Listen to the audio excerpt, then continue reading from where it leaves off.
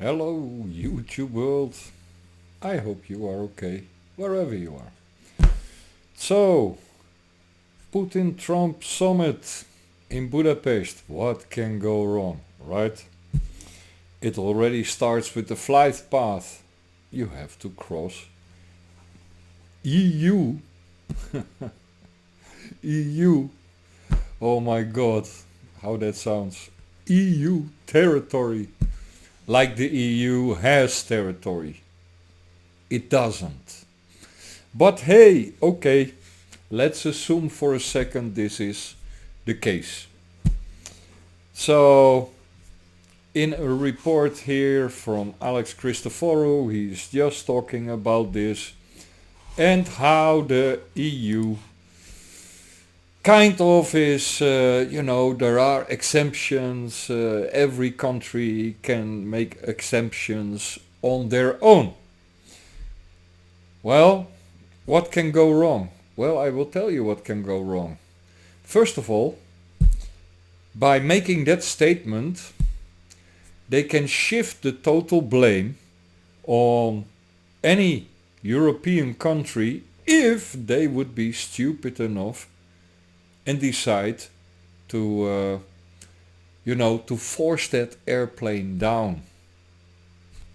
Be it on the way to Budapest or, what would be most likely, after the meeting in Budapest.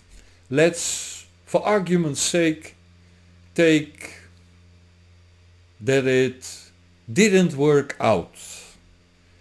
The US and Putin, they couldn't work it out about the Ukraine because the US started that whole fucking bullshit, puts it now on us, Europeans, but that's beside the point. So let's assume they cannot work it out.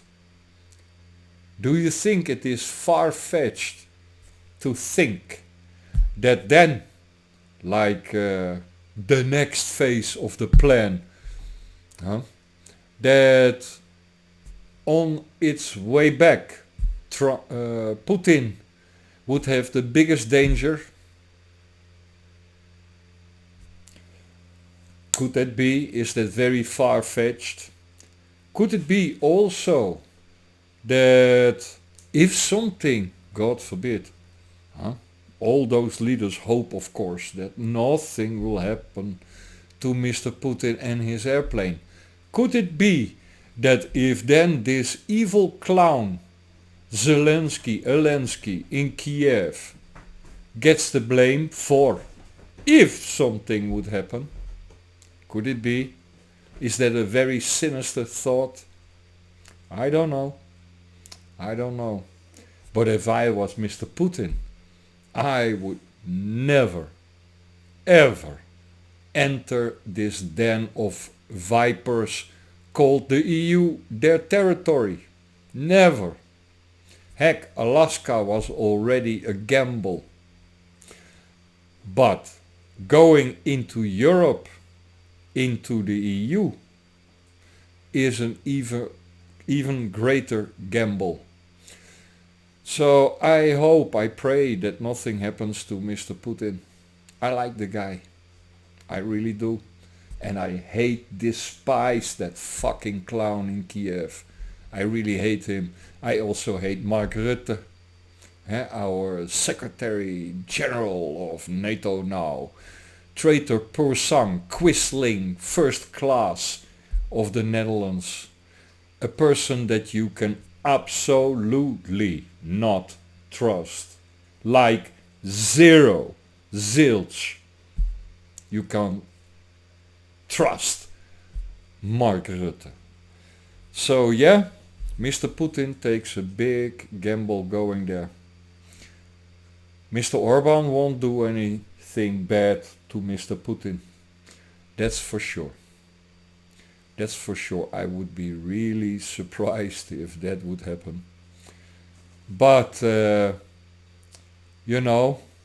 this Sikorski types in Poland, the Pavel types in Czechia, and Nicosia in Romania. All possible routes to Budapest.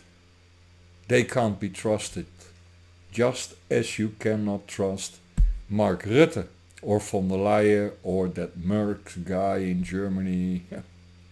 You can't trust any of them. I hope nothing will happen to Mr. Putin, because Medvedev will take over then in Russia. And I like Medvedev as well, very much. It's a man to my heart. Doesn't mince words. Tells you straight in your face what you can expect. I love that because I'm the same. But when he takes over, then the gloves come off, Europe. Then the gloves come off. And if something happens to Mr. Putin, then trust me, that will stir a can of worms, hornets, that you cannot imagine in Russia. So tread lightly, Mark Rutte. Tread lightly.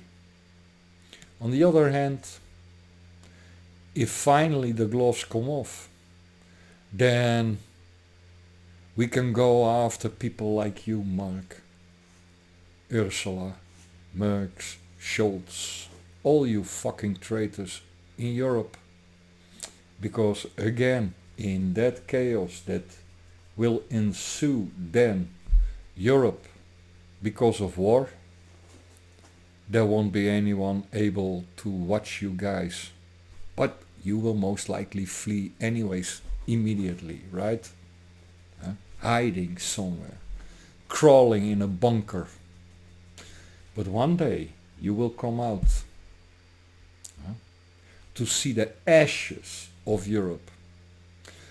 And if there are people around like me, God forbid, because the faith you will then suffer,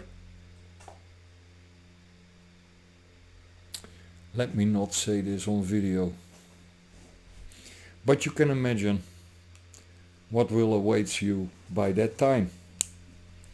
Like really, and I can't wait, Mark, to do some of that experimental interrogation techniques, as you guys called it back then, under Balkenende after 9/11 on you.